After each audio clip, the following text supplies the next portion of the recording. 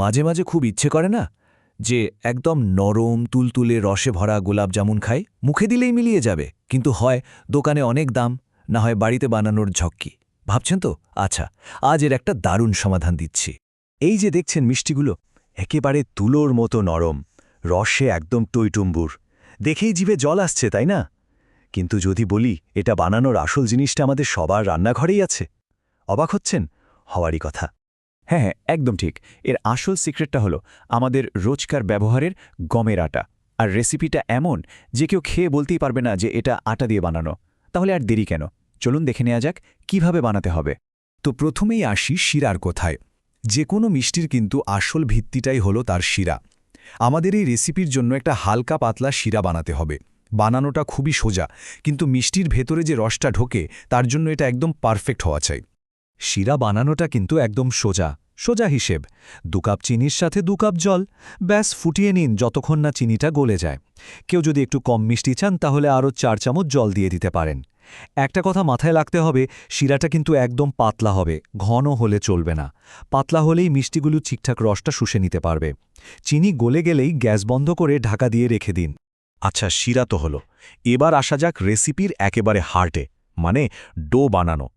আসল ম্যাজিকটা কিন্তু এখানেই, কারণ একটা পারফেক্ট গোলাপজামুনের সব রহস্য কিন্তু লুকিয়ে আছে এর নরম তুলতুলে ডোটার মধ্যেই। উপকরণগুলো দেখুন কি ভীষণ সাধারণ। লাগবে হাফ কাপ আটা, হাফ কাপ গুঁড়ো দুধ, 2টো এলাচের গুঁড়ো, একদম 1 চিমটি বেকিং সোডা আর হাফ টেবিল চামচ ঘি। আর আটা যে কোনো ব্র্যান্ডের সাধারণ আটা হলেই চলবে। এখানে একটা ছোট্ট কিন্তু খুব কাজের টিপস আছে। এলাচের গুঁড়োটা কিন্তু শিরায় না দিয়ে সরাসরি আটার সাথে মেশাতে হবে। কেন বলুন তো? কারণ আটার একটা হালকা গন্ধ থাকে, তাই না? এলাচটা সরাসরি মেশালে ওই গন্ধটা একদম চলে যায় আর মিষ্টির আসল ফ্লেভারটা পাওয়া যায়। আচ্ছা, এবার আসি ঘিয়ের কথায়। সবচেয়ে ভালো স্বাদ আর টেক্সচারের জন্য কিন্তু ঘি ব্যবহার করারই পরামর্শ দেওয়া হয়েছে। তবে হ্যাঁ, হাতের কাছে ঘি না থাকলে তেল আর ডালডা মিশিয়েও কাজ চালানো যাবে। চেষ্টা করবেন শুধু তেল ব্যবহার না করতে, তাহলে কিন্তু সেরা ফলটা পাওয়া যাবে না। ডো মাখার পদ্ধতিটা কিন্তু একটু মন দিয়ে দেখতে হবে। প্রথমে যত শুকনো উপকরণ আছে, মানে আটা, গুঁড়ো দুধ, বেকিং সোডা, সব একসাথে ভালো করে মিশিয়ে নিন। এরপর ঘি দিয়ে আঙুলের ডগা দিয়ে ঘষে ঘষে মেশাতে হবে। এমনভাবে ঘষতে হবে যাতে পুরো মিশ্রণটা ছানার মতো দানা দানা হয়ে যায়। এই টেক্সচারটাই কিন্তু পরে মিষ্টিটাকে দারুণ বানাবে। তো ঘষতে ঘষতে মনে একটা প্রশ্ন আসতেই পারে যে আচ্ছা ঠিক আছে, কখন বুঝবো যে এবার দুধ মেশানোর সময় হয়েছে? এর জন্য একটা খুব সহজ পরীক্ষা আছে। এটাকে ক্লেঞ্চ টেস্ট বলতে পারেন।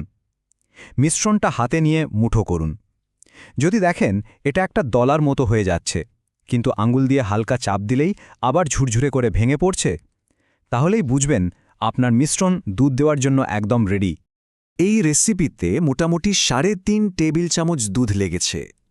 তবে এটা কিন্তু একটু কম বেশি হতে পারে আটার ধরনের ওপর নির্ভর করে। তাই একবারে সবটা দুধ ঢেলে দেবেন না, কিন্তু অল্প অল্প করে মেশাবেন আর দেখবেন।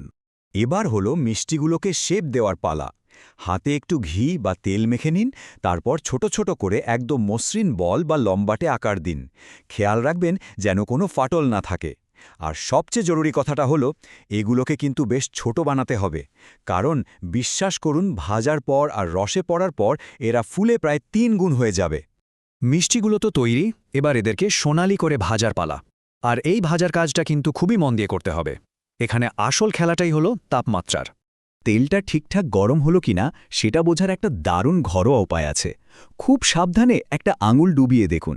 যদি দেখেন আঙুলটা ডোবানো যাচ্ছে কিন্তু 1 সেকেন্ডের বেশি রাখা যাচ্ছে না, ব্যাস একদম পারফেক্ট তাপমাত্রা। ভাজার কিন্তু কয়েকটা স্টেজ আছে, মন দিয়ে শুনুন। প্রথম স্টেজ, আঁচ একদম কম রেখে বলগুলো তেলে ছাড়ুন, দেখবেন ওগুলো নিজে থেকেই ভেসে উঠবে। স্টেজ 2, যেই ভেসে উঠবে আঁচটা একটু বাড়িয়ে দিন, হালকা একটা রং আসা পর্যন্ত। স্টেজ 3, রং ধরলেই আবার আঁচ কমিয়ে দিন আর এবার সমানে নাড়তে থাকুন যতক্ষণ না সুন্দর একটা গাঢ় বাদামি রং হয়। স্টেজ 4, তোলার ঠিক আগের মুহূর্তে কয়েক সেকেন্ডের জন্য আঁচটা বাড়িয়ে দিন। এতে কি হবে, মিষ্টিগুলো বাড়তি তেল টানবে না। আর শেষ স্টেজ, তেল থেকে তুলে নিন। তো ভাজা শেষ, এবার ফাইনাল পর্ব, যেটার জন্য এত আয়োজন। মিষ্টিগুলোকে রসে ডুবিয়ে একদম রসালো করে তোলার পালা। প্রসেসটা কিন্তু খুব সোজা। যে শিরাটা বানিয়ে রেখেছিলাম সেটা আবার গ্যাসে বসিয়ে ফুটিয়ে নিন। এদিকে ভাজা মিষ্টিগুলো একটু ঠান্ডা হতে দিন, মানে হাতে ধরতে পারার মতো গরম থাকবে। এবার ওই গরম মিষ্টিগুলো ফুটন্ত শিরার মধ্যে দিয়ে দিন, আর দেওয়ার সাথে সাথেই গ্যাস বন্ধ আর ঢাকনা চাপা। এবার একটু ধৈর্য ধরতে হবে। মিষ্টিগুলোকে রস শুষে নেওয়ার জন্য অন্তত 2 ঘন্টা তো রাখতেই হবে।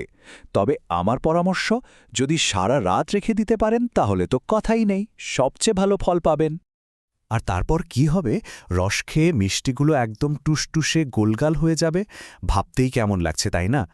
আর ফাইনাল রেজাল্ট একেবারে তুলোর মতো নরম, ভেতরে রসে টইটম্বুর আর স্বাদে অবিশ্বাস্য। নিজেদের হাতে বানানো পারফেক্ট গোলাপ জামুন। তাহলে তো এবার রহস্যটা জানা হয়েই গেল, কি করে রান্নাঘরের সবচেয়ে সাধারণ আটা দিয়ে এমন অসাধারণ গোলাপজামুন বানানো যায়। একবার ভাবুন তো, আমাদের রান্নাঘরেই এমন কত অসম্ভব রেসিপি লুকিয়ে আছে, শুধু একটু খুঁজে বের করার অপেক্ষা।